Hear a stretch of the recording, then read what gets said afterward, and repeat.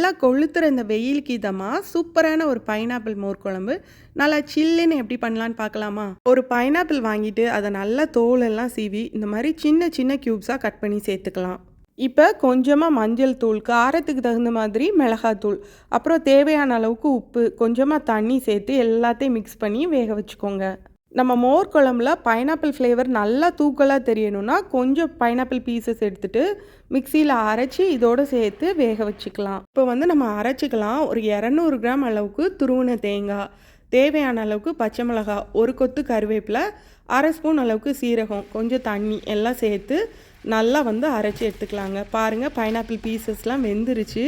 நம்ம அரைச்சோம் இல்லையா, அந்த பேஸ்ட்டை இதோடு சேர்த்துட்டு மிக்சி ஜாரில் 1 கப் அளவுக்கு தண்ணி சேர்த்து மசாலா வேஸ்ட் பண்ணாமல் அதையும் குழம்புல சேர்த்துருங்க. தேங்காய் எப்போதும் சேர்த்துட்டு நம்ம கலந்து விட்டுக்கிட்டே இருக்கணும், இல்லைனா திரிஞ்சு போயிடும். நம்ம அதே மிக்சி ஜாரில் 100 கிராம் அளவுக்கு அதிகமாக புளிக்காத கெட்டியான தயிர் சேர்த்து ஒரு வாட்டி பல்ஸ் பண்ணி எடுத்துக்கலாம். இப்போ உப்பு செக் பண்ணிவிட்டு இல்லைன்னா சேர்த்துக்கலாம். இப்போ நம்ம அடித்து வச்சுருந்தோம் இல்லையா, அந்த தயிரையும் சேர்த்துட்டு அது கூட 1 கப் அளவுக்கு தண்ணி சேர்த்து அதையும் இதோட கலந்துக்கலாம். இப்போ கொஞ்சமாக கருவேப்பிலை சேர்த்துட்டு ஒரு கொதி வந்த உடனே ஆஃப் பண்ணிடணும், இல்லைன்னா மோர் குழம்பு திரிஞ்சிரும். இப்போது தாளிப்பு கொடுத்துக்கலாம். அதுக்கு ஒரு பேனில் 1 டேபிள் ஸ்பூன் தேங்காய் எண்ணெய், அரை ஸ்பூன் அளவுக்கு கடுகு, 3 வரமிளகா, ஒரு கொத்து கருவேப்பிலை சேர்த்து கரிஞ்சிராமல் பொரிய விட்டு இந்த தாளிப்பை சேர்த்து நல்லா கலந்து விட்டுக்கோங்க.